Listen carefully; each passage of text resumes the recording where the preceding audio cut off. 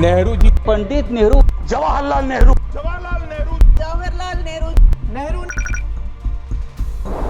नेहरू जी ने पाकिस्तान के कहने पर यह शर्त स्वीकार की है कि इन बांध में जो मिट्टी आएगी, कूड़ा कचरा आएगा और बांध भर जाएगा, इसकी सफाई नहीं कर सकते। पंडित नेहरू उन्हें सोने भी नहीं देते और जीने भी नहीं देते।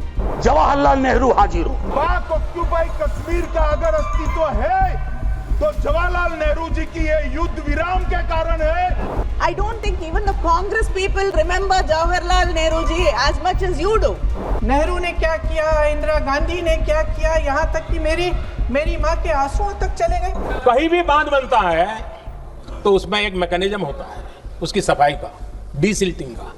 उसमें जो मिट्टी भर जाती है, बाकी घास वगैरह आकर के भर जाता है तो उसकी कैपेसिटी कम होती है, तो उसकी सफाई के लिए यानी इनबिल्ट व्यवस्था होती है।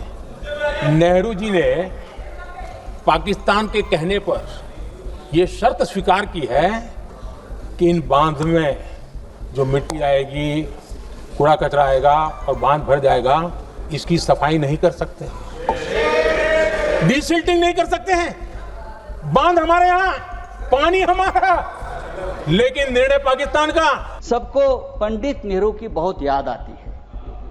पंडित नेहरू हो, सरदार पटेल हो, भूतकाल में बहुत घूमते हैं आप लोग। पंडित नेहरू उन्हें सोने भी नहीं देते और जीने भी नहीं देते। सरदार पटेल की भी याद आती है। मेरा ये कहना है कि नेहरू तो महान थे, लेकिन सरदार पटेल को प्रधानमंत्री न बनाकर हमने एक ऐतिहासिक भूल की है। बात ऐसी है कि नेहरू साहब बहुत ही डेमोक्रेटिक आदमी थे, सरदार पटेल लोह पुरुष थे। अगर सरदार पटेल ऐसे नेता थे जिसने पहली बार आरएसएस पर प्रतिबंध लगाया था। अगर सरदार पटेल जीवित होते और 10 साल तो ये लोग आज सामने दिखते भी नहीं। नेहरू बार बार आ जाते। मतलब मैंने तो पिछले सदन में उस वाले पार्लियामेंट में कहा था कि बेहतर है एक दिन में एक मुकदमा कर दो, जवाहरलाल नेहरू हाजिर हो। जिनको उनके पक्ष में दलील देना है देंगे, हम जैसे लोग चलिए टूटे बिखरे हैं। और दूसरी तरफ उनको बुला लो जिनको नेहरू हर जगह नजर आते हैं। अगर नेहरू इतने वर्षों बाद भी आपको परेशान कर रहे हैं तो कुछ तो बात है थी उस बंदे में, कुछ तो बात थी। मान्यवर, मैं बड़ी जिम्मेदारी के साथ कहता हूं, मैं इतिहास का विद्यार्थी हूं। पाक ऑक्यूपाई कश्मीर का अगर अस्तित्व है तो जवाहरलाल नेहरू जी की ये युद्ध विराम के कारण है। इसका जिम्मेदार जवाहरलाल नेहरू है। मान्यवर, 1960 में सरदार पटेल ने विरोध किया था, गाड़ी लेकर आकाशवाणी तक गए थे, घोषणा न करते दरवाजे बंद कर दिए थे। मान्यवर, 1960 में सिंधु जल पर भौगोलिक व रणनीतिक रूप से हम बड़े मजबूत थे और उन्होंने सिंधु समझौता क्या किया, 80% भारत का पानी पाकिस्तान को दे दिया। I don't think even the Congress people remember Jawaharlal Nehru ji as much as you do.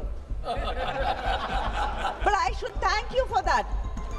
Because of you, so many young people in Tamil Nadu have gone back to read Periyar and Ambedkar. And today, all over the world, young people are finding out and wanting to know more about Jawaharlal Nehru ji, because, you know, a person who had such power to change history, to do everything, and imagine having such kind of power till today. Even you, whatever mistakes you commit is because of him. So people are really intrigued by that great leader, that students are going and reading about him. So I think the Congress and the opposition must be grateful to you. ये बात उठी, शरण की बात की हमारे गृह मंत्री जी ने, इतिहास में चले गए। नेहरू ने क्या किया, इंदिरा गांधी ने क्या किया, यहाँ तक कि मेरी माँ के आंसुओं तक चले गए। लेकिन इस सवाल का जवाब नहीं दिया कि ये सीज फायर हुआ क्यों। ये जंग रुका क्यों और तब क्यों रुका जब दुश्मन के पास कोई चारा नहीं था हमारे श्रेय में आने के बजाय।